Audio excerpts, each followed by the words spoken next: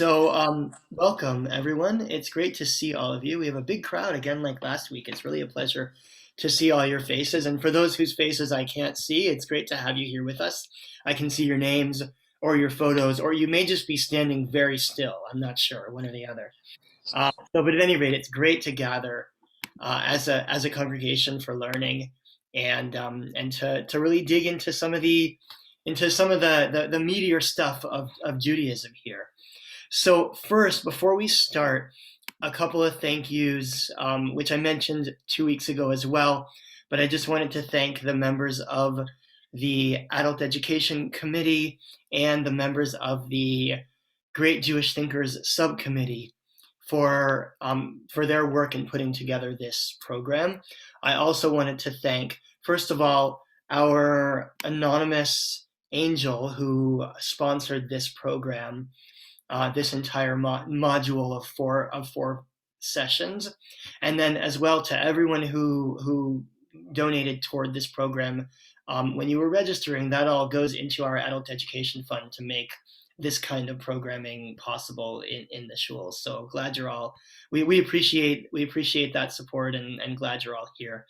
As well, without making a lot of announcements, I'll just mention that our next one of these sessions will be 2 weeks from tonight, and the following will be 2 weeks after that. The next time we do this, I'm going to try to schedule them not all 2 weeks apart, but for this time, they are. And while I've got all of you, we also have Rock and Roll Shabbat coming up this Friday night. That's going to be a lot of fun. Our usual Shabbat stuff, Torah study on Saturday morning, services, which is all on Zoom, and then Saturday night Havdalah. As well, for anybody who's not part of Kol Ami, and I see there are some non-members with us here tonight, welcome. We're glad you're here with us, and we welcome you for any programming, learning, classes, services, all of the above. Please do join us here at Kol Ami. It's a wonderful community, and in particular, I'll just put a plug in. On Thursday mornings at 9 o'clock, we gather for Talmud study. So only 12 hours after we say goodnight tonight, we'll gather again for Talmud study, and we're having a really good time making our way through Tractate Brachot, the tractate having to do with blessings in the Talmud, very, very slowly. About a year and 2 months in, we've read 10 pages of the Talmud, so you can tell what great discussions we're having. So if you haven't been with us, it's not too late. You can join us for the discussion tomorrow morning. It's actually this same Zoom link. With all that, I will leave it. Karen, if you don't mind just to put that link in the chat one more time, because I think those who showed up afterwards probably didn't see it. Karen's going to put the link to the materials for this evening in the chat. There they are. You may have received them by email, and I'm also going to share my screen, but in case you want to have them in front of you, they will be there as well. So I'm going to share my screen now, and you should see in front of you, here we go, the blessing for study. You may want to put your Zoom into side-by-side mode, which you can do in the view options at either the top or the bottom of the screen. That will allow you to see the shared screen on one side and the people on the other side. So let's join together in the blessing for study that's right here in front of you. Baruch atah Adonai, Eloheinu melech haolam, asher kitshanu b'mitzvotav, v'tzivanu la'asok b'divrei Torah. Blessed are you, Adonai, whose mitzvot make our lives holy, and who commands us to study words of Torah. So we're here for our second week of studying Maimonides, also known as the Rambam. I'll very, very briefly go back over some of what we talked about last week, just by way of review, and then we're going to launch into something different. Tonight, this is probably the most, shall we say, esoteric of the topics that we're going to look at, but Maimonides is nothing if not esoteric, so you've come to the right place. But our session is really our program is really divided into 3 sections. Last week we talked largely about how Maimonides reads the Torah, and as we were reading, we understood that Maimonides reads the Torah according to a particular understanding of God. We'll talk about that in a moment. This week's session is going to be devoted to learning more about what does Maimonides believe and understand about God, and to compare it a little bit to our own belief structures around what God is, what God isn't, what we can know, and say about God. Next week, or 2 weeks from now, our session will be devoted to what Maimonides says about our religious actions. So, given what Maimonides believes about God, what then is the meaning of prayer, the meaning of performing mitzvot, the meaning of God's relationship with us? But in order to understand that, we have to first understand what he has to say about God. So Maimonides, as you see before you, his name was Rabbi Moshe ben Maimon, and I'm highlighting it there in front of you. So his name was Moshe. His name wasn't Maimonides. And Rabbi Moshe ben Maimon, or the son of Maimon, is known most often in English and in Greek or Latin as Maimonides. This little IDES at the end, that means son of. So Maimonides is the son of Maimon, which of course is what his name is. He's also known in rabbinic circles as the Rambam. I've highlighted it there. Rambam is an acronym for Rabbi Moshe ben, or son of, Maimon. So I'll use those names interchangeably to talk about this great thinker and philosopher. The Rambam was as I said, he was a philosopher, and he's writing, as we learned last week, in the tradition of the Greek philosophers, and most specifically Aristotle.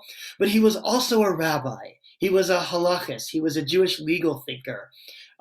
He was a Jewish philosopher, so he's really writing about Judaism.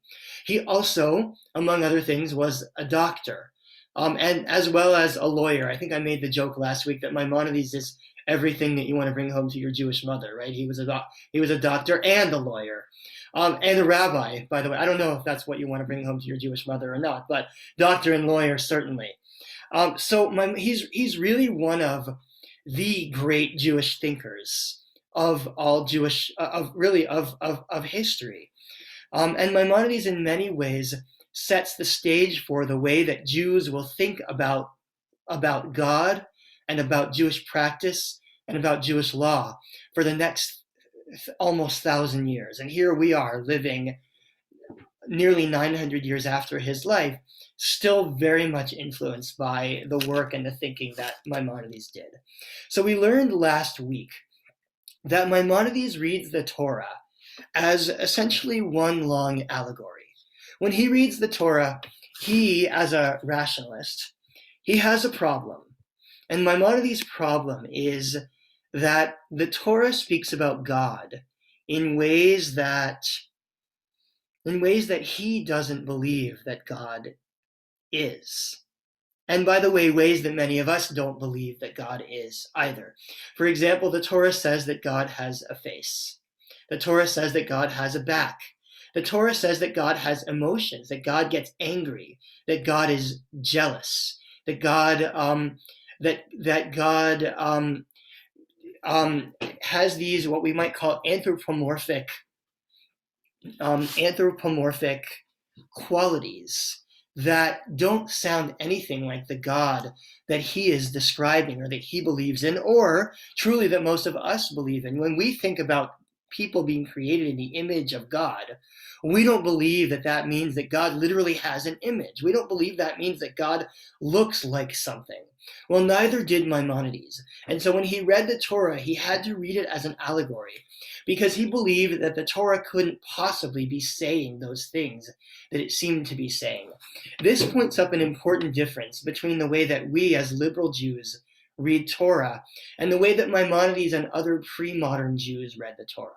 When we read the Torah, we read it as the product of a given time and place. So if the Torah has what sound to us like anthropomorphic terms in it, or what sound to us like maybe pre-monotheistic or proto-monotheistic terminology in it, we can look at it and say, well, that was what those people in that time and place believed.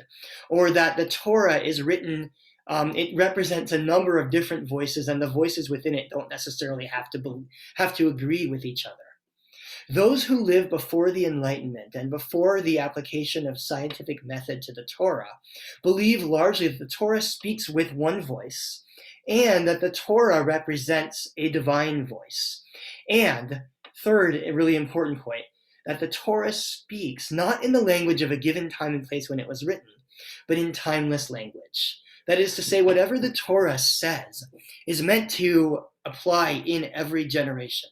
So that Maimonides can't possibly fathom the idea that the writer of the Torah believes that, God walks with Adam, or that God shows Moses God's back, because Maimonides doesn't believe those things. And so therefore, as he reads the Torah, he has to read it as allegory, as meaning different things. So for example, last week we read that when the Torah says that people are created in the image and likeness of God, that the image here can't be a physical image. It must instead refer to an essence. And he jumps through a lot of etymological hoops in order to prove that the Hebrew word tselem, which means image, doesn't necessarily, or maybe doesn't even at all, mean a physical image, that it means the essence of what something is. He jumps through similar hoops, and I'm denigrating it a little bit by calling it jumping through hoops. It's not hoops as much as he brings examples from elsewhere in the Bible in order to prove, for example, that the word panim, or face, doesn't mean God has a face, but rather that it means the presence or existence of a thing. So that when God says, "You cannot see my face," it doesn't mean that God has a face. Rather, it means that Moses can't know the true essence, or the true essence of what God is. But that when God says, "You can see my back," it doesn't mean God has a back, like Zeus might have had a back, or Athena or Apollo might have had a back. Rather, it means that we can experience God through the things that come behind God, or the things that come about as a result of God's existence. So Maimonides reads the entire Torah in this way, as an allegory that is meant to agree with his neo-Aristotelian rationalist philosophy of what God is. Now that we understand that, we can jump into what he actually believes about God. And what are the things that Maimonides says that we can say about God. So before we do that, I'm going to end my share for a moment, and I want to invite you. I think because there are a lot of us, it makes the most sense to do this through the chat. I want to invite you to describe God. What are the words that you might use to describe what God is? You can put them into the chat.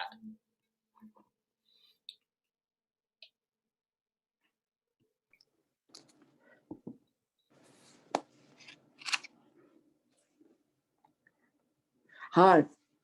Did you have to write it in? Yes, please. If you can put it into the chat, that way we can all see. How do I do that? There's a chat button. If you're on a phone or an iPad, you won't be able to do that. So in that case, that's okay. So, all right, I'm seeing words here. I'm going to read through some of these. And yes, Peter and Joy, I see your text. And yes, I'll try to make the text larger if I can. So, God is nature, creator, unknowable. Somebody put the Big Bang, mystery, being, inspiring. Somebody said the still small voice within us, a natural presence, omnipotent, which means all powerful, ever present. God is always present. God is a belief.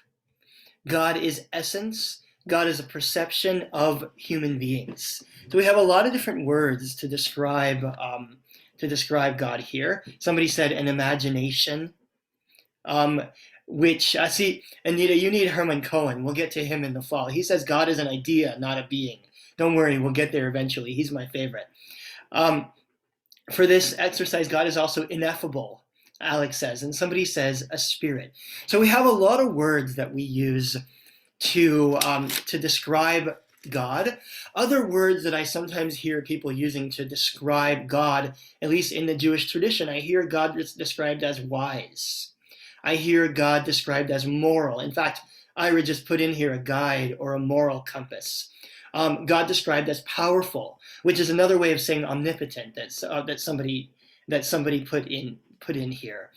God described as good in some contexts. So there are a lot of words that we use to describe God. One word that I noticed that nobody said here, but that certainly is an important word for describing God in Judaism, is the word one, that we declare every single day when we say the Shema. For those who say the Shema every day or every week or whenever you say the Shema, we declare Adonai Echad. One of the central beliefs about God is that God is one. There is only one God in the universe, so to speak. And so Maimonides is going to challenge our assumption or our belief that God can be described in these words. And he's going to challenge our understanding of the meanings of some of these words. Let me share my screen again. And yes, I can definitely make it bigger. Hopefully that's better for everybody. So for those who have the text in front of you, I'm on page 9 here. And we're going to begin by reading a little bit here about what it means to say that God is one. So I'm just going to call on somebody to read. If you don't want to read, just tell me no. Sorry, somebody is unmuted. If you can just mute yourself, make sure everyone is muted here. If you don't want to read, that's fine. Just go ahead and tell me no, I'd rather not, and we'll call on somebody else. So, let's see. Angel, would you mind reading a bit for us here, right here at Guide 151? It is a self-evident truth that the attribute is not inherent in the object to which it is ascribed, but it is superadded to its essence and is consequently an accident. If the attribute denoted the essence to Don't worry about it. Of the object, it would be neither mere tautology, as if, example, one would say man is man, or the explanation of a name, man is a speaking animal. For the words speaking animal include the true essence of man, and there is no third element besides life and speech in the definition of man. When he, therefore, is described by the attributes of life and speech, these are nothing but explanation of the name man. That is to say, that the thing which is called man consists of life and speech. I'm going to stop you there. I promised you esoteric. I have delivered, right, so far. So what is Maimonides doing here? He is explaining to us what it means to describe something. He says an attribute of a thing. Well, there are essentially two kinds of attributes. There is an attribute that is the essence of a thing, and there is an attribute that is not the essence of a thing, that he is what he calls superadded to the thing. So the essence of humanity, what is the essence of human being? What is the definition of human being? We can agree or disagree with his definition, but he defines human being as a speaking animal. By speaking, what Maimonides actually means here is an animal with intellectual capacity. That is to say, he's associating intellect with the power of speech. Of course, it's not always true that people who, that all human beings can speak. There are various reasons that, that might not be the case. But at any rate, what he really means is something that is both alive and has intellectual capacity. That, as far as he is concerned, is the definition or the essence of human being. Any other description, any other attribute is what he would call superadded on top of that thing. So we might say you have gray hair. We might say you are tall, short, light-skinned, dark-skinned, kind, old, young. There's a 1,000 words we could say. Those are not part of the essence of the human being. Rather, they are superadded. They are what he calls an accident. And by an accident, he doesn't mean it's accidental so much as that it's extra to the essence of the thing. One of these things, one human might have blonde hair, another might have brown hair. One might be old and one might be young. One might be skinny and one might be heavy. But those things are not a part of the essence of the thing. All right, so far so good. Where were we? Angela, if you don't mind to go on here at this word it. It will now be clear that the attribute must be one of two things, either the essence of the object described, in that case it is a mere explanation of a name, and on that account we might admit the attribute in reference to God, but we reject it from another cause, as will be shown, or the attribute is something different from the object described, some extraneous superadded element. In that case, the attribute would be an accident, and he who merely rejects the appellation accidents in reference to the attributes of God does not thereby alter their character. For everything superadded to the essence of an object joins it without forming part of its essential properties, and that constitutes an accident. All right, I'm going to stop you again. So this is essentially what we already talked about.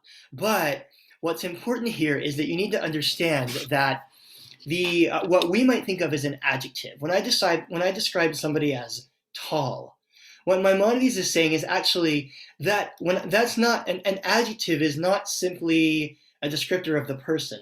An adjective is a state of being. It is the participation of that thing in this other thing. So I am not tall. We'll say short. At 5'6", I think I qualify there. So as a person who is short or who is tall, what I am is a human being who is participating in a thing that we might call tallness or gray-hairedness or kindness or whatever. So I am several different things, right? I am a person, that is to say a speaking animal as far as Maimonides is concerned. I also might be a person who is 5'6", or I am a person who has a beard, or I am a person who is this or who is that. That is a thing that I am participating in, essentially, and that is what we mean when we describe when we describe a person. That person is or an object. That object is participating in this other thing that exists in the world. For those who have read Plato, this is reminiscent of Plato's forms. Plato believes that there is a perfect form of everything that exists in our world that exists in a higher spiritual plane.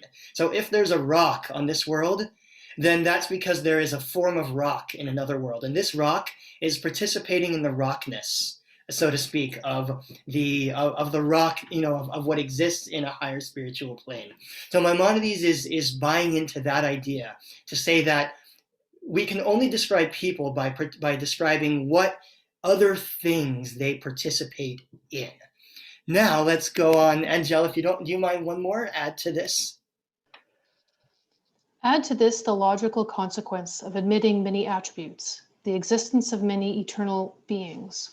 There cannot be any belief in the unity of God except by admitting that he is one simple substance without any composition or plurality of elements, one from whatever side you view it and by whatever test you examine it, not divisible into two parts in any way and by any cause, nor capable of any form of plurality, either objectively or subjectively, as will be provided in this treatise. Okay, so now we're getting to God, and this is really where this is all headed here. What has Maimonides said here about God? Anybody want to take a stab at explaining what we just read Maimonides to be explaining? It's okay if not. If you want, you can raise your hand electronically if you'd like to be our philosopher and explain this to us. All right, fine, I'll do it. So Maimonides has essentially said, remember that to describe a person or a thing as something means describe that person as existing in or as participating in another thing, as being a part of another thing. But there's a problem. What is it that Judaism says over and above everything else about God? Judaism says that God is one. And if God is one, I saw other people's fingers going like this. If God is one, that means that God cannot be any other thing. God cannot be one and be the unique be the unique single God in the universe if God is also participating in other things. That would mean God is not one, because God is also that thing or that thing or that thing. What you are is you are made up of many parts and pieces and things, right? You are not one, you are many. But God is echad, God is one. Therefore, God cannot be any of those things. So we already have a problem here. We started off our day here by describing God in lots of different terms. Maimonides is already telling us there is a problem with trying to describe God. Maimonides is also telling us something important about monotheism. That is to say that God's oneness, which is so central to Judaism, is more than just a number. It's not to say there's only one God. We could say, if we only believed in, Apollo as the only God, we could say, well, Apollo is the only God. But if Apollo also has a face and a back and something that Apollo looks like and runs around and is there but not there, then that doesn't sound like the God of Judaism. So God's oneness is not merely a state of number. It's not that there's only one God. God's oneness is a state of separateness, of uniqueness and simplicity. That is to say that God can only be one thing, and also that nothing else can be that thing together with God. So if God is wise and wisdom is a thing, then God is one more thing, which God is more than one thing, which makes it problematic to say God is wise. And we're going to get later to how Maimonides solves this, but already we have a problem that it's hard to say God is wise because that would already be going against what it means to believe that there's only one God. I see a couple of hands. I see Peter and Joy, and then I see Phil. Go ahead, Peter and Joy. It's just one of us. If that's true, if what he's saying is true, then it denies all the, I hate to use the word again, but all the attributes, the loving God, the wise God, the simple God, the angry God. He's denying all of those attributes, and he's also denying the spirituality of God. Why does that deny the spirituality of God, Peter? Well, because it's an attribute, and he's saying there are no attributes. It is unity. It is a singular, and to use your words, it can't be a ness of anything. Mm-hmm. So there can't be any spirituality ness. So to imply, all right, so spirituality in the sense of being a spirit, yes, right? The word spirit, as we use it, Maimonides is going to later teach that words like that can't describe God. In fact, spoiler alert, at the end of the day, we're essentially going to say something like that God can't be described in positive terms, but we'll get there. But spirituality in terms of how we relate to God, that's the next question, right? After we establish that God is what God is, then we have to ask ourselves the question of what does it mean for us to relate to a God that is as Maimonides describes. So that's great, and let's put a pin in that for right now. I see Phil, Alex, Sandy. If you can, let's try to keep the questions relatively short because we do have a lot of material to get through, but let's definitely hear them. Go ahead, Phil. Sort of along the same lines as what Peter said, though, doesn't this contradict the idea of the 13 attributes of God that's part of Judaism? El Rahum, the Hanun, and all that stuff. Yeah, so one of the things that Maimonides is going to ask, and we'll get there by the end. He does believe that the Torah describes God, but he also believes that no words can truly describe God at all. And ultimately, the teaching here is going to be that the words that we use to describe God don't mean the same thing when they refer to God as they do when they refer to us. Which is why, again, spoiler alert, the best way to describe God is by saying what God is not. But we'll get there. Sandy, and then Alex. Thanks. So when I see the line, one from whatever side you view it, it actually reminds me of the blind men and the elephant, that depending on what they were holding, they each had a very, very different view. So it sounds like Maimonides is saying it's not up to interpretation, although I suspect that further on Maimonides will interpret it. Well, that's the image that came to mind. Yeah, I like that image, and the image of the what did you say? It's the mice holding or touching the elephant, right? No, there's a thing. It might be a parable. I'm not sure. Somebody else will know, but that one one man was holding the trunk and one person was holding the back leg and one was holding the ear. And so they all described something different, not recognizing that they were all connected and touching an elephant. Right. It's Right, actually because they were so zeroed in on their own viewpoint. it's a great image, actually. Maimonides uses a slightly different image, which is that of a fire, which we will again get to today, depending on how much text we get to. He says that if you were to describe a fire, you might think there was one element within the fire that heats things, and another that hardens things, and another that burns things. But we know that it is the same thing that's doing all of those different things. And so we may experience God in different ways, but that doesn't mean that God is divided or is a bunch of different things. And as far as he's concerned, that's what it means to say that God is one. Not only that there's only one God numerically, but also that God is one throughout. There is a oneness that is synonymous with God. Alex, go ahead. Yeah, what I was thinking is that the problem here is that we are three-dimensional beings for whom time always flows forward, that need to describe the world in terms of nouns and adjectives, right? And common verbs like has or does or can, right? Or can do. And the problem is that all those constraints are terrible when you're trying to describe something that escapes that universe, that three-dimensional, forward-flowing timeline world can be described in this type of ways. Right? That is what Maimonides is struggling with, that the object that he's trying to describe is way above the descriptor and the language for description. Mm-hmm.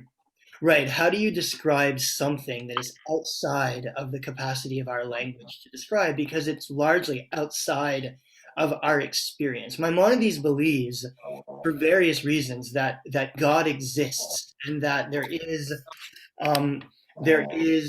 within the universe that if there is a universe, essentially he believes that if there is a creation, there must be a creator in some way, whether that's a first cause type creator, or whatever, but that creator, that God, is outside of our experience.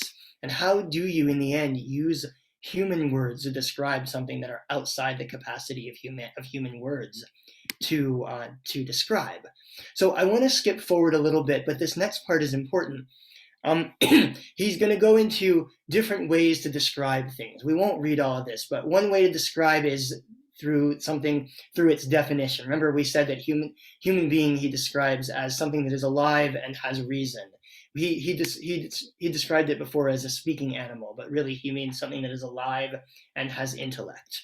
Or you can describe, and he said we can't describe God that way because we don't know God's existence. Or as it says here, there are no previous causes to God's existence, which is to say we can't put God into categories because there are no causes or categories to which God is subject. Or you can describe God as part of its definition, but for the same reasons you can't describe God that way. Or we can describe God, thirdly, by a quality, or we can describe a thing or a person by a quality. We might describe you by intellectual or moral qualities. We might describe something by a physical quality. It is soft or hard or large or small or purple or green. We might describe a person by their, what he calls passive qualities or emotions. That is to say, a person is passionate, irritable, timid, merciful, etc. Or we might describe a thing by its what he calls quantity, which has to do with its shape, long, short, curved, straight, etc. Consider all of these. I'll read this paragraph. He says, consider all of these and similar attributes, and you will find that they cannot be employed. Did I want to read this? So essentially, none of these can be employed to describe God for reasons we've talked about already, because they imply that there are parts of God, that God is participating in curvedness or wiseness or bigness or smallness or goodness or or whatever. And that according to the way that we've described God here, God can't be described in any of those ways. Okay, so we've put that to bed as far as he's concerned. Fourthly, though, here's another way to describe a thing, is in relation to another thing. Sometimes by my, children's teachers, I am described as Noam's dad. Or my youngest son Yair actually has a friend who calls me Yair's dad. Hey, Yair's dad, how you doing, Yair's dad? Like, do you even know my name? Do I have a name? Or am I just Yair's dad? Well, we sometimes describe people or things in relation to other things. We might say, it's the third house on the right. That's a way of saying this is the house that's behind the other two houses on the right side. We're describing things in relation to other things. Can we describe God that way? Possibly. I want to ask someone, again, you can always tell me no, but Barry Steen, would you be willing to read a bit here where it says fourthly? No, Barry says no, no problem. All right, well, let's stick with the Barrys. Barry Freud, would you read for us? Yes, okay. Fourthly, a thing is described by its relation to another thing, example, to time, to space, or to a different individual. Thus we say Zaid, the father of A, or the partner of B, or who dwells at a certain place, or who lived at a stated time. This kind of attribute does not necessarily imply plurality or change in the essence of the object described. For the same Zaid, to whom reference is made, is the partner of Amru, the father of Bir, the master of Khalid, the friend of Zaid, dwells in a certain house, and was born in a certain year. Such relations are not the essence of a thing, nor are they intimately connected with it as qualities. I'm going to stop you for just a second, Barry, if you don't mind. So this is relatively simple, right? We can describe, each of us can be described by many different ways. I am the child of such and such, the brother of such and such, the parent of such and such, the business partner of such and such. I also live in this place and lived in this century. So these are all the ways that you might describe me in reference to other people, places, time periods, etc. None of those make me a different person, right? I'm all the same person, even though I'm all of those different things. So Maimonides is going to go on to say, maybe this is the way that we can describe God, but he's going to dispel that notion also. So Barry, if you'll go on, we are here where it says at. Barry, you're muted.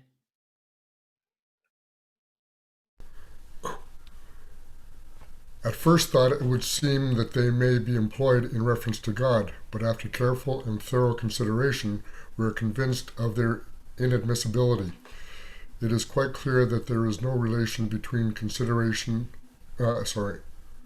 no relation between God and time or space, for time is an accident connected with motion, insofar as the latter includes the relation of anteriority and posteriority, and is expressed by number, as is explained in books devoted to this subject. And since motion is one of the conditions to which only material bodies are subject, and God is immaterial, there can be no relation between him and time. Similarly, there is no relation between God and space. So we can't say the God who lives in the synagogue. This is, by the way, very different from early Judaism, where there was an understanding that God dwelt in the temple, or that God was somehow more in the temple than anywhere else, or that gods lived on top of mountains, or anything like that. So, lest we should think that this is obvious. This has not been obvious to people throughout time. And one of the reasons that we believe this is because Maimonides believed it, following after Aristotle, and we have been recipients of this rationalist tradition. So we can't say God lives in the temple or in the ark. We can't say God lived in a given century. We've disproven that God can be referred to in relation to time or place. What about in relation to substances or people? Can God be referred to in relation to us? Can you say, God is the father of such and such, or the relation to someone else? I'll read a little bit here. But what we have to investigate and examine is this part that I'm highlighting. Whether some real relation exists between God and any of the substances created by God, by which God could be described. That that there is no correlation between God and any of God's creatures can easily be seen. For the characteristic of two objects correlative to each other is the equality of their reciprocal relation. Now, as God has absolute existence, while all other beings have only possible existence, as we shall show, there consequently cannot be any correlation between God and God's creatures. So that bears a little bit of explanation. When it says possible existence versus absolute existence, what it essentially means is that you, as a human being, you exist in a certain time and place. You exist in a context in the world. But God's existence is something different from that. God's existence, as far as Maimonides is concerned, is proved by the existence of the universe and is therefore not contingent on anything else, on the universe, on anything that caused it. And if God's existence is totally different than our existence, then they actually can't be compared. There actually can't be a relation between the two. Consequently, I'm going to jump down a little bit to right here. Consequently, there is no relation whatever between God and any other being. For whenever we speak of a relation between two things, these belong to the same kind. But when two things belong to different kinds, though of the same class, there is no relation between them. We therefore do not say, this red compared to that green is more or less or equally intense. That is to say, we can't say, he describes it better later, actually, where he says, we don't, where is it? He essentially says something like, you can't compare between like sharp and sour. There's no comparison between those two things. You can't compare between tall and red. They're not of the same type. They're not of the same essence or the same kind of thing. That God and us are the same thing. Because we don't have the same kind of existence, we can't be described in similar terms. You can't actually describe God in the same kinds of terms that you can describe human beings in, which is, again, where we're going with this in terms of describing God. So that means that you can't actually say God is more wise than us. You can't actually say God is more powerful than a human being, or bigger than a planet, or less evil than a person. You can't say that because God does not exist on the scale of the things that we are. We simply exist in different, we simply have different kinds of existence, which makes it, again, quite difficult to describe what God is if none of your words have any meaning in describing what God is. So how can we describe God? Well, one way, which we learned last week, has to do with describing God through the things that God that exist as a result of God. Barry, you were reading. Would you mind reading one more paragraph for us, please? This one. And you're muted again, Barry.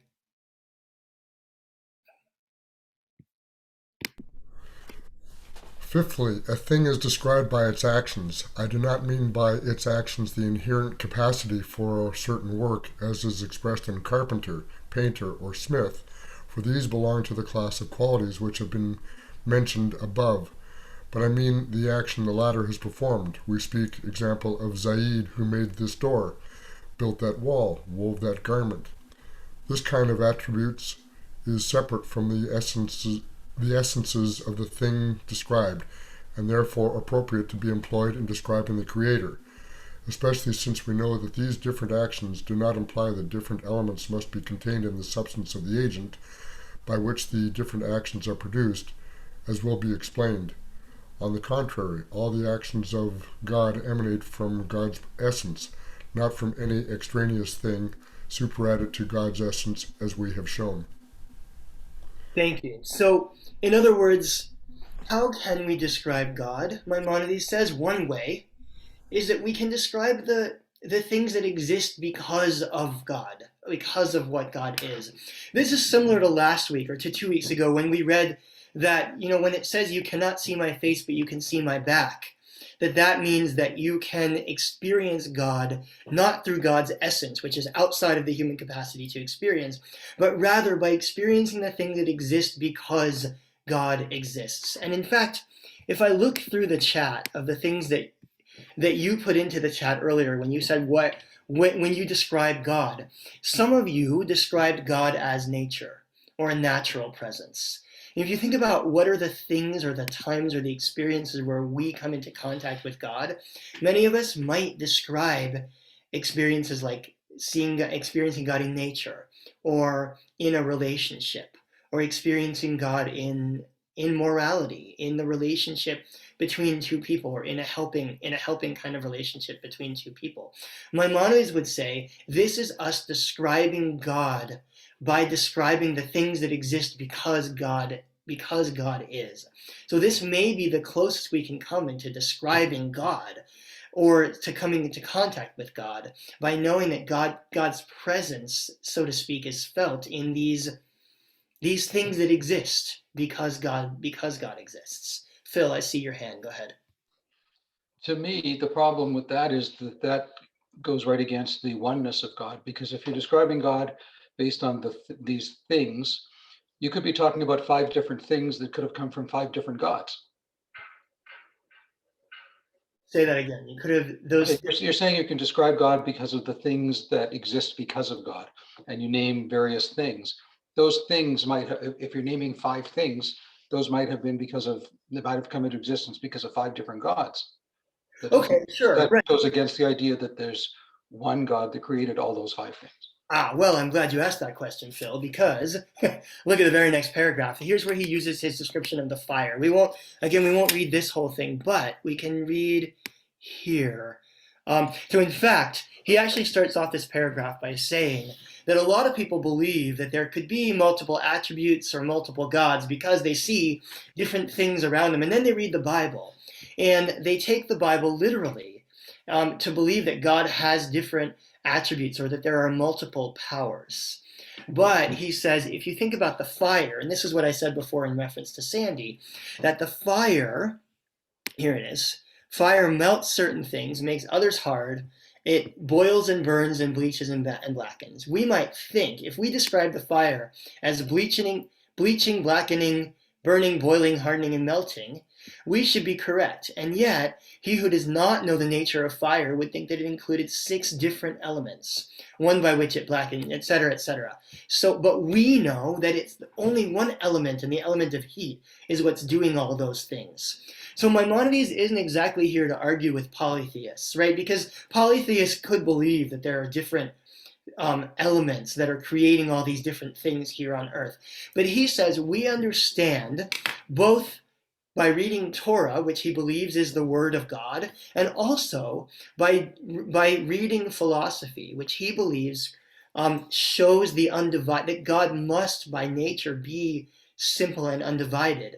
We understand that there is a single entity, God, that creates all of these different things, but that itself is not divided into different elements that do these things. Hopefully that makes sense. Peter, go ahead. Isn't he assuming the conclusion before he gives any proof?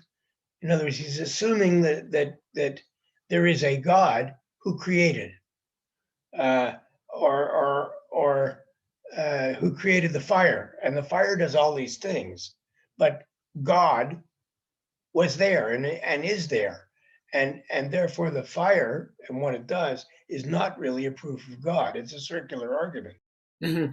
Well, so he's going to go on in part 2 of the guide to quote unquote prove the existence of God. I chose not to read that part. It's actually extraordinarily complicated, and there are something like 38 different proofs that he has for the existence of God here. But the essence of one of them is essentially what we would call the argument by design, that if there is an art, there must be an artist. We can agree or disagree with that description, with that argument.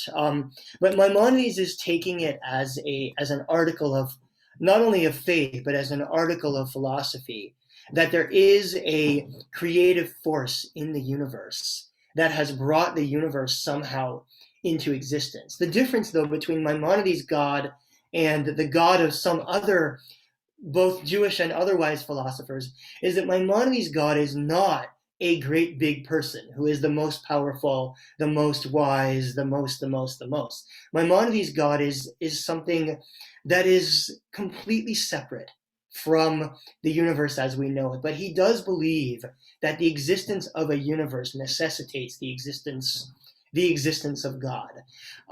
That could be a question that we ask our professor who's going to meet with us at our fourth session as well. Is Maimonides putting the cart before the horse by arguing all these things about God when, you could potentially disprove the existence of God? But in order to understand his philosophy, we need to understand that he takes it as an article both of faith and of science and of philosophy, that the existence of the universe necessitates the existence of a creative force, essentially. But that creative force can't be described in traditional terms. And that creative force, as we've said, he's redefined the meaning of Adonai Echad, where we might have read Adonai Echad to mean there's only one God. He's read Adonai Echad to mean that God is something completely indivisible, because if it wasn't, then that would be idolatry. It would be idolatry to say that God is wise, because that would mean that God is participating in the attribute of wisdom, which is outside of God, which is a thing that God created. So why would God need to participate in something that is outside of God's essence? So that's the way he's describing God. Moving along here. Oh, I see a hand. Anita and Norm, go ahead. Yeah, I just want to ask about, I fully recognize that we're dealing with philosophy, so there's no burden of proof. It's only a burden of consistency, Logic. which is in the form of logic. So I think that has to be recognized. The whole thing can be nonsense as long as it's consistent. It could be viewed as very strong philosophy. This idea of a force that is outside of our reality, could that force not be imagined to be a physical force of the universe that created the universe a gazillion trillion years ago, which is a force that we have no understanding of? I'm sorry, ask your question again. Well, he's saying that, I think what I'm understanding is that this oneness that is called God is not anything that is within our reality, and therefore it should not be described by any of the attributes that a human being would use to describe anything, actually. Mm-hmm. Is that fair? Yes, essentially. Yeah, but what happened? And he says it's a one thing that, one of its attributes is it created the universe. But what happens if that creation of universe is not through a being that transcends time and acts through time, whatever its description is, which we can't imagine because we're human? But what happens if it's an odd physical force that gave rise to the universe and is done? Mm-hmm. That is, in other words, that gave rise to the universe at one time and then no longer exists. It's no longer active. Like the Big Bang. Of course, much has occurred since, right. But it's not that. Mm-hmm. That force, yeah. I mean, it's a good question, and I can't speak for Maimonides here, right? One of the things that understandably, that's modest of you. I appreciate it. Well, Maimonides was modest, so I think it's important to he actually was relatively immodest. He had a great high opinion in himself. So, I think one of the things that he very clearly believes is that God's presence is ongoing in nature. In fact, I don't know if I can find this description in here, but it does say in our texts somewhere that that one of the roles that God plays, as far as he's concerned, and truly as far as Judaism has been concerned throughout much of Jewish thought is that God's relationship with humanity and with the world is on being. It's a relationship of maintenance, not only of creation but of maintenance. That God is present in the ongoing renewal of the cycles of creation, right? And so we might argue then that the very existence of, and so maybe this is an answer to your question, the very existence of laws of nature is evidence of an ongoing relation of a creative process of some kind. That is God's ongoing providence. And the question you're asking really is one about providence, about whether the universe as we know it, continues to have a relationship with God, or did God wind the thing up and let it go? That's the clockmaker theory, right? That's deism. Is what it's called.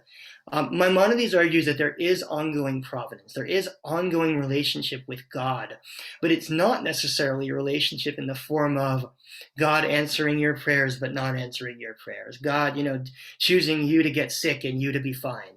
Choosing you to be tall and you to be short.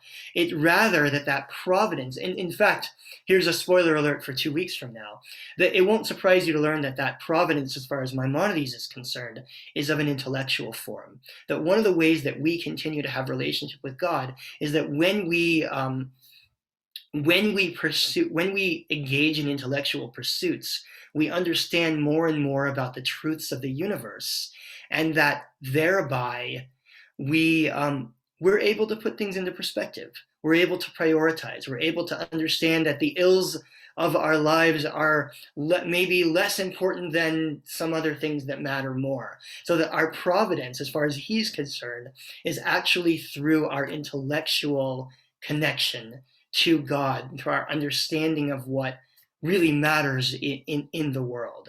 Now that maybe that's a human invention, right? We could argue as postmodernists that, all values are relative and those are all human inventions. Maimonides believes that we are actually accessing a greater intellect, that as intellectual beings ourselves, remember we are created in the image of God, and the image of God means to have an intellectual capacity that is like God's, as much as anything can be like God's in a world where we can't describe God in any words. And so that we are actually accessing something greater, some kind of greater intellectual and moral and values-based capacity, which continues to give our lives meaning. That might be how he would answer the question that you're asking.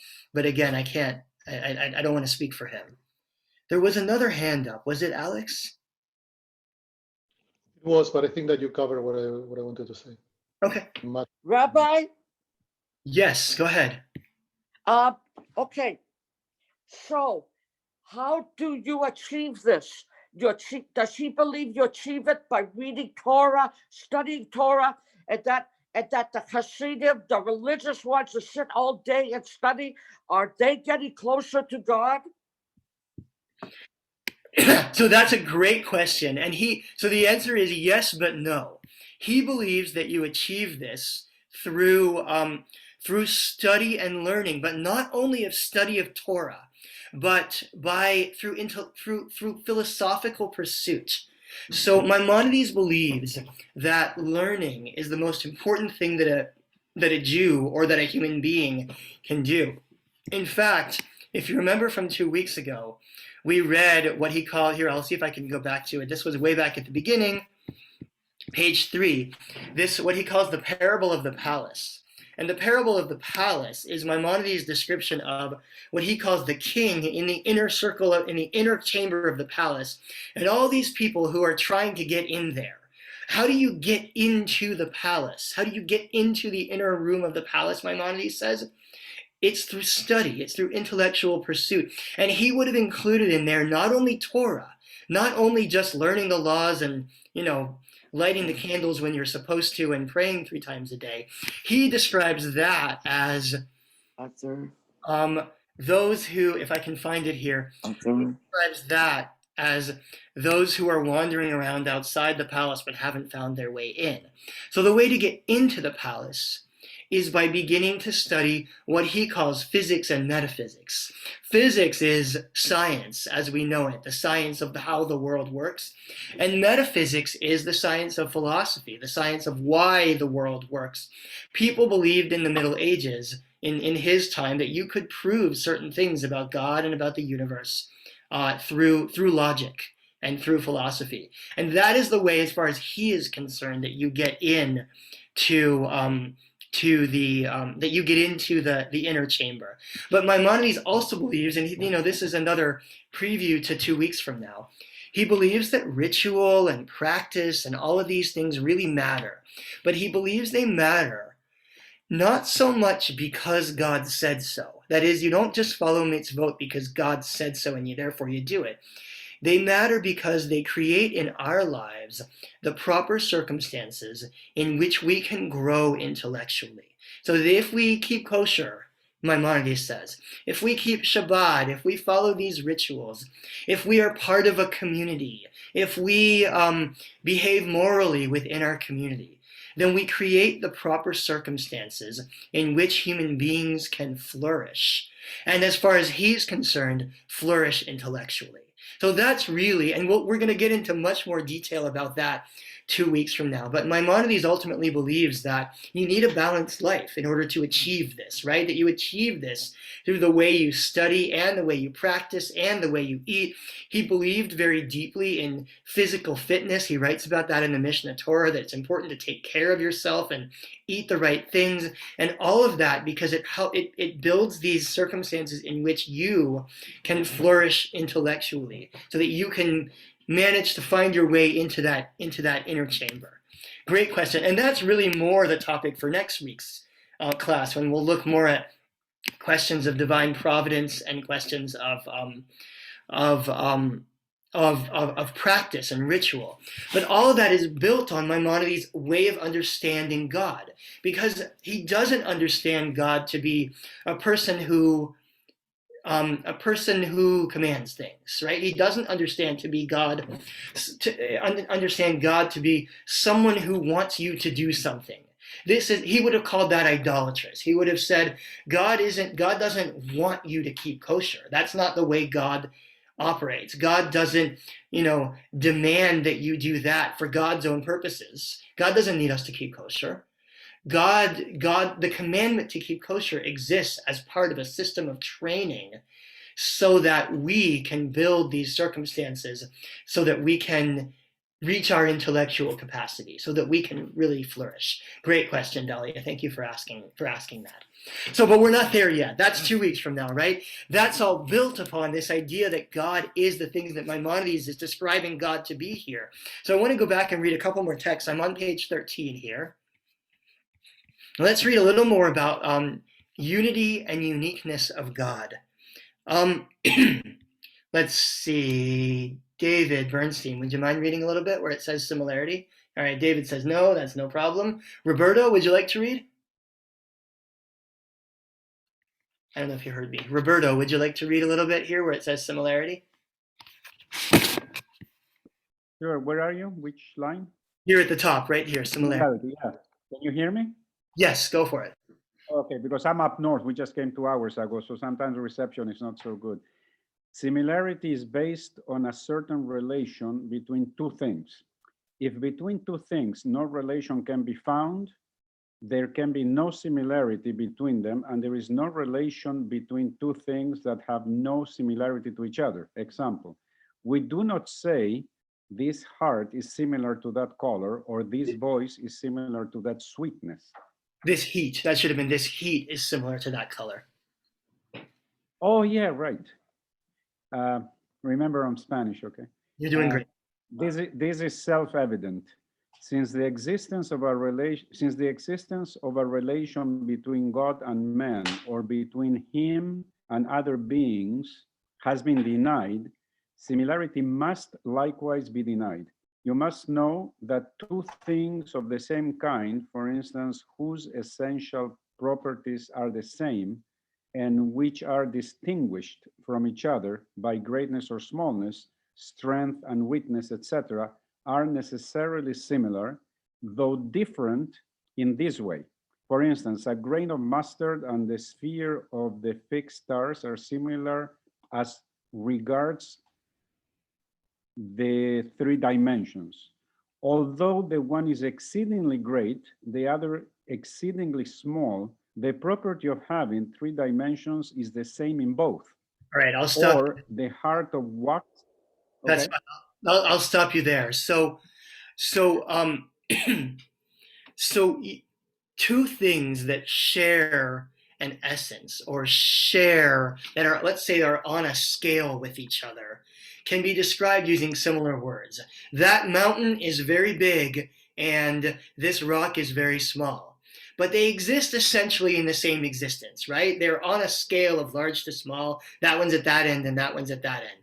But we can't put heat and color on the same scale. We talked about this a little bit before. We can't say, oh, this temperature is hotter than that blue.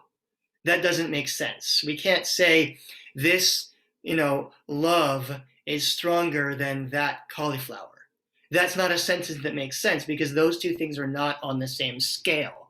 Similarly, God is not on the same scale as us. So where we might have been tempted to say God is the most wise or the most powerful or the most strong, we can't say that because God is not in this description on the same scale. Therefore, it cannot be said, as they practically believe, I'm reading down here, that God's existence is only more stable, God's life more permanent, God's power greater, God's wisdom more perfect, and God's will more general than ours. And that the same definition applies to both. This is in no way admissible, for the expression more than is used in comparing two things as regards a certain attribute predicated in both of them in exactly the same sense, and consequently implies similarity between God and God's creatures. But because there is no similarity, we cannot use human words to describe God. So where we're going is that we have to describe God in different ways. One more proof, so to speak, that we have to describe God in different ways. Dawn, would you just read this paragraph here for us where it says number 2? Number 2. To that being, however, which has truly simple, absolute existence, and in which composition is inconceivable, the accident of unity is as inadmissible as the accident of plurality.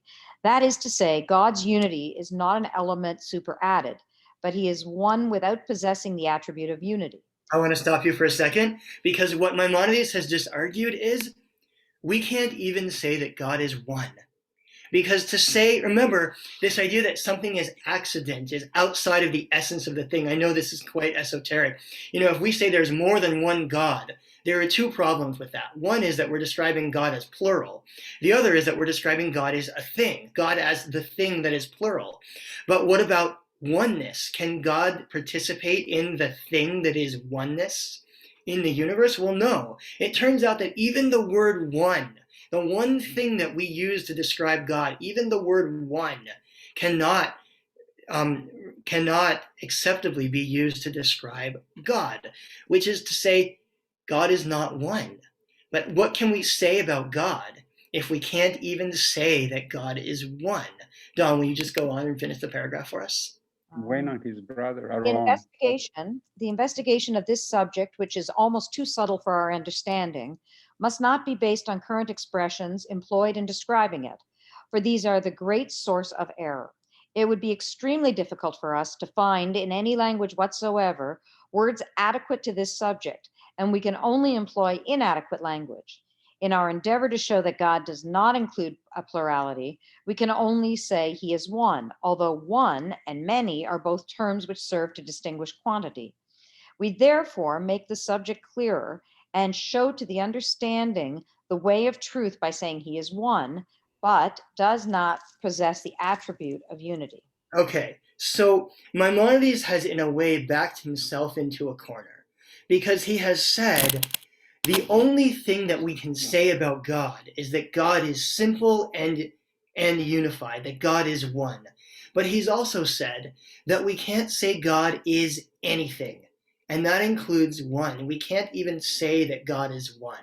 So what does it mean then when we say that God is one? This sentence is important.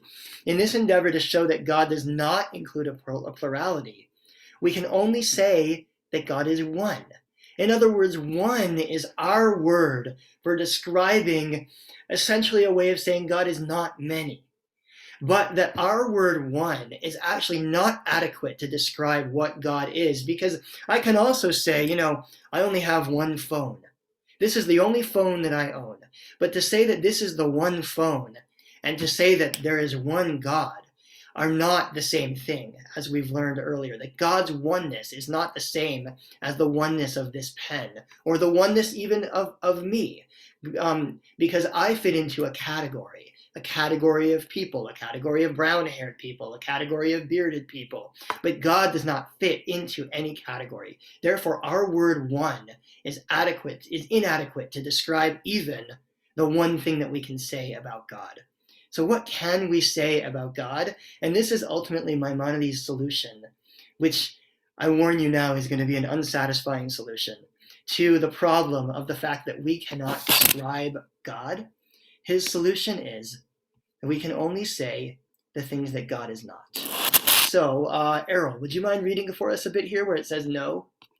Nope, Errol says no. Sandy, would you like to read for us? Sure. Know that the negative attributes of God are the true attributes. They do not include any incorrect notions or any deficiency, whatever, in reference to God, while positive attributes imply polytheism and are inadequate, as we have already shown. An attribute does not exclusively belong to the one object to which it is related. While qualifying one thing, it can also be employed to qualify other things, and is in that case not peculiar to that one thing. For example, if you see an object from a distance and on inquiring what it is, are told that it is a living being, you have certainly learned an attribute of the object seen. And although that attribute does not exclusively belong to the object perceived, it expresses that the object is not a plant or a mineral. Again, if a man is in a certain house and you know that something is in the house, but not exactly what, you ask what is in that house, and you are told not a plant nor a mineral. You have thereby obtained some special knowledge of the thing. You have learned that it is a living being, although you do not yet know what kind of a living being it is. All right, Sandy, let's stop for a second. Let's unpack this for a moment. What is the difference then between a positive description of a thing and a negative description of a thing? Remember, there's something in the house. I am told, in one scenario, that that what's in the house. Wait, where's the scenario? Right, that there's something in the house. I am told that there is a living being in the house. It turns out it's a man, it's a person in the house, and the information I'm given is it's a living being in the house. That's scenario one. Scenario two is there's a man in the house, and the information I'm given is it's not a mineral and it's not a vegetable. What's the difference between those two scenarios in terms of what I've learned, what I know, and what kind of certainty that I can have? Anybody want to try to unpack that for us for a second? The former is more helpful to actually know in most situations what the object is. Yes, it would be more helpful to know that there's a living being in there, as opposed to knowing that there's, whatever's in there is not a vegetable and not a mineral. It sounds like a game of philosophical 20 questions. And, is it bigger than a breadbasket? Is it vegetable, mineral? That's one thing. Alex, go ahead. Yeah, but the negative doesn't put you in the conflict of constraining God, because the negative is showing effectively what is not. It's eliminating possibilities, but it's not describing, because when you describe, you are constraining and therefore incurring in some form of blasphemy, probably from Maimonides' perspective. Okay, right. So from if I'm describing a person, there are things I can say about that person. But remember that in describing God, we have a problem because the things that we say don't actually describe what God is, as we've already learned, that our words don't mean the same thing. They don't adequately describe God. But if I can describe God as not a mineral and not a vegetable, right? That's where we're headed with this. Carla, go ahead. I was just thinking that it sounds kind of like Sherlock Holmes or Conrad or whatever his name is, with the, or is it Conan Doyle? Yeah, Conan Doyle, when you rule out all the possibilities. So you eliminate by deduction, and therefore you are left with the last remaining possibility kind of thing. Mhm. You rule, like you deduce by ruling out all the other possibilities. Right. Sherlock Holmes is actually a great example of, that you can learn things by saying what things are not. If it's not this, then it must be that. If it's not that, then it must be the other. And so in a way, what Maimonides is saying, by describing what God is not, we actually are in a way telling us some of the things that God is, but without implying that we know exactly what those things mean. So if I can jump down a little bit, the negative, here it is. This one I meant. Where is it? Oh no, I wanted to start here at this paragraph 2. Carla, actually, would you be willing to read a little bit for us here where it says after?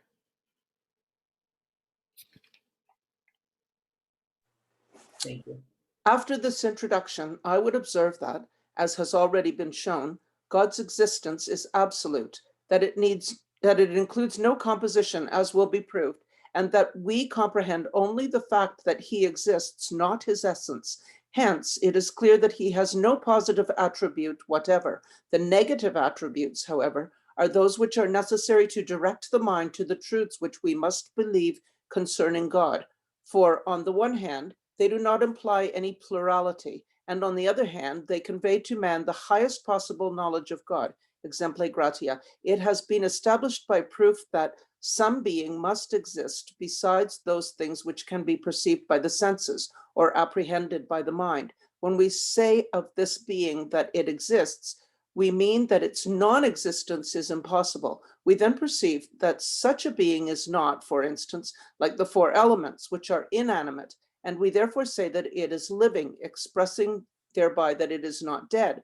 We call such a being incorporeal, because we notice that it is unlike the heavens, which are living. Whoa, explain that. But material. Seeing that is also different from the intellect, which, though incorporeal and living, owes its existence to some cause.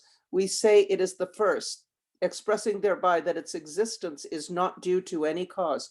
We further notice that the existence, that is the essence of this being, is not limited to its own existence. Many existences emanate from it, and its influence is not like that of the fire in producing heat, or that of the sun in sending forth light, but consists in constantly giving them stability and order by well-established rule, as we shall show. We say on that account it has power, wisdom, and will. It is not feeble or ignorant or hasty, and does not abandon its creatures. We thus learn that there is no other being like unto God. We say that he is one. There are not more gods than one. Great. Sorry, I'm gonna have to go to Perfect. That's perfect. Thank you, Carla. So, sorry, can you explain the heavens which are living? yeah, I'm going to explain it by saying don't worry about it. It's medieval cosmology. They believed that there were living waters in the heavens. It doesn't matter, actually, for our purposes, because that was one of those things that they didn't exactly understand. But I see a couple of hands, so hold on. But before we get to those hands, this part that Carla just read is so important, because what he's essentially saying is, these are all the things we can say about God.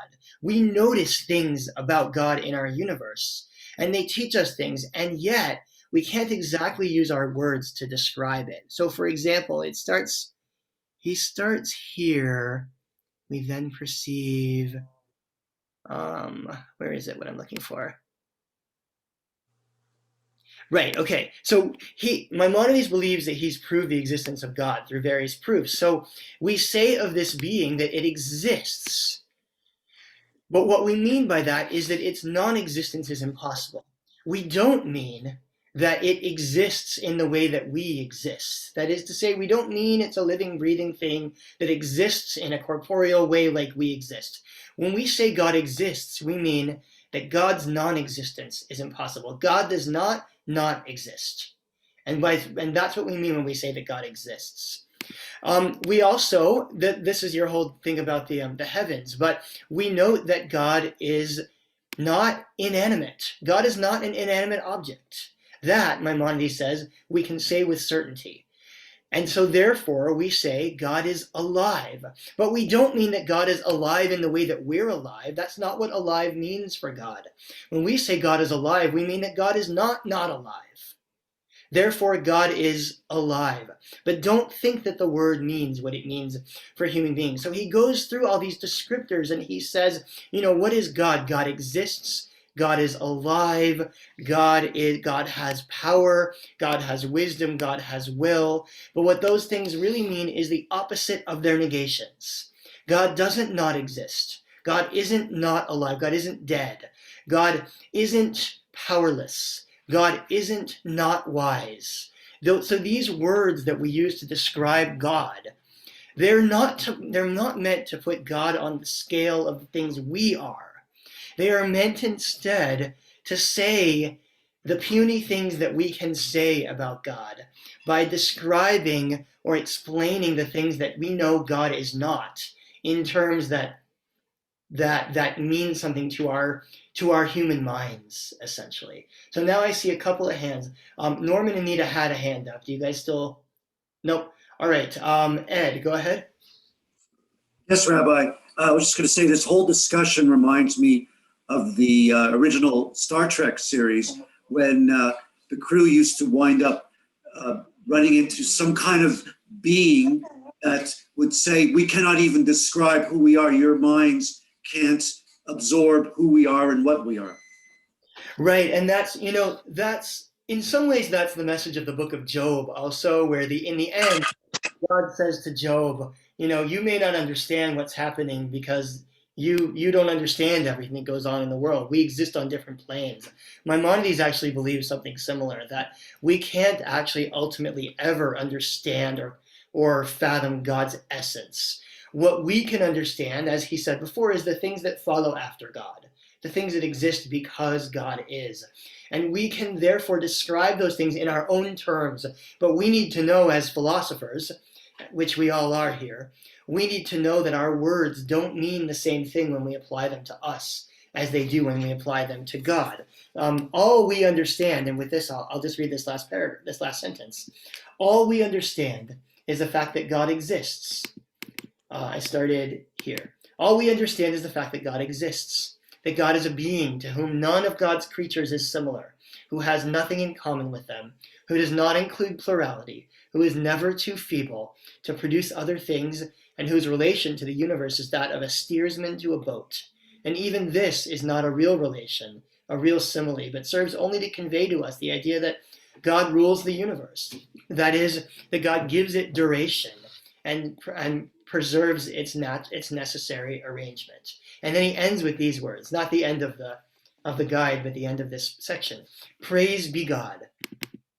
In the contemplation of God's essence, our comprehension and knowledge prove insufficient. In the examination of God's works, how they necessarily result from God's will, our knowledge proves to be ignorance. And in the endeavor to extol God in words, all our efforts in speech are mere weakness and failure. In other words, there's a lot that we don't understand. Maimonides really ends his discussion of God by saying God is a mystery, and God is an awe-inspiring mystery. So we end this discussion by saying, well, there were some things that we could say about God, but largely, God is an awe-inspiring mystery to us, something that we know is there, that we experience, that we can't fathom a world without, as far as he's concerned, but at the same time, that we can't know, and that we can't exactly describe. So I see a couple of hands, and then I'm going to bridge us to next week. Wayne, go ahead, and then Peter and Joy, or Peter. So I'm no philosopher, but what I'm taking away from this is that there's a lot of words thrown at us, and I'm narrowing it down to me personally, that God is definitely intangible. And these are all the ways he's saying that you can't compare. This is not what he is, and so forth. And people who believe in God, I think, have had an experience of God, and it's their own experience. And if someone says to me, well, describe this experience, the first thing they say is, well, I can't describe it. It's just, it's just something that I can't put it in words. I can't define it. As much as they can try, and they can make various comparisons and analysis and comparisons, but they can't really define their experience. Mm-hmm. Yeah, and that is similar to the point that Maimonides is making, is that we don't have the words for this, but we know we experienced it, right? We know that it's there as far as he's concerned, and we don't have to buy into his philosophy. But as far as he's concerned, he says, I know there's something there. I experienced this in the world, and yet experiencing it and describing it are two different things. Peter, go ahead.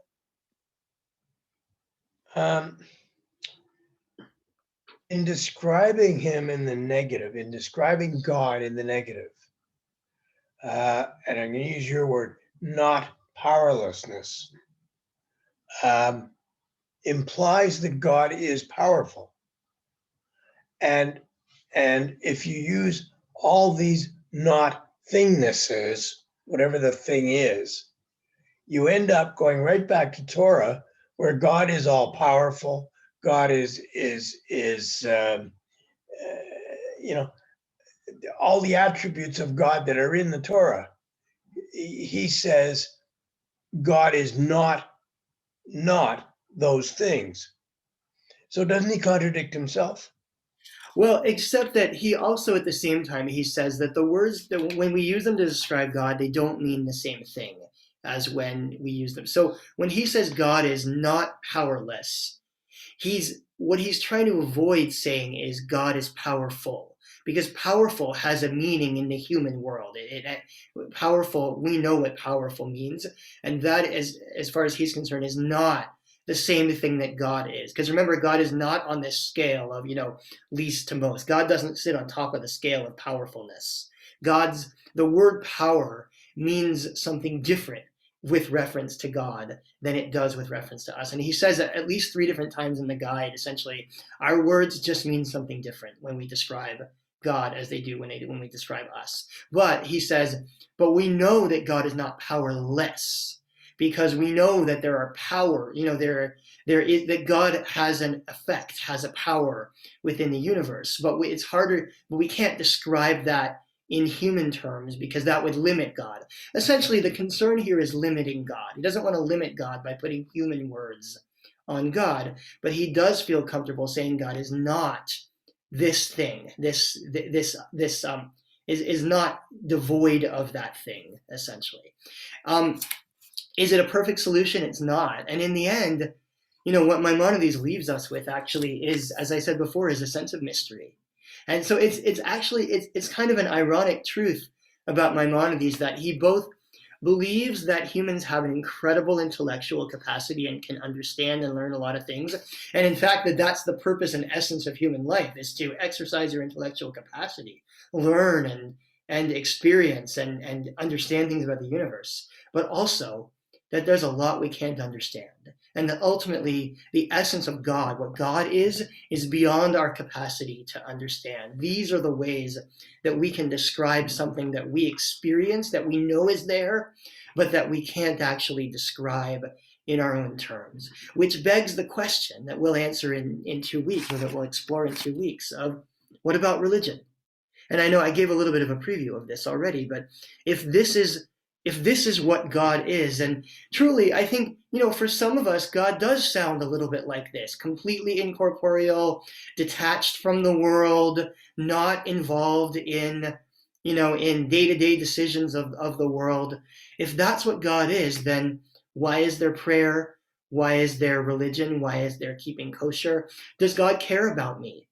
Is a question that we might then ask. Does God have a role in deciding whether I get sick or not, or how long I live? Does God care whether I live or die? Does God care about whether I suffer in the world?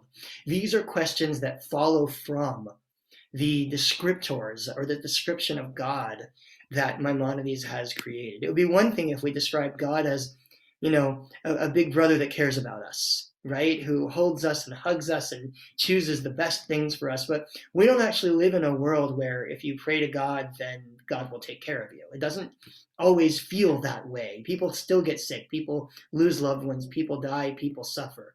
So are we living in a world that's cold, unfeeling, where God doesn't care about us? Or is there some way in which God cares about us, and some way in which our actions can help us to interface with God?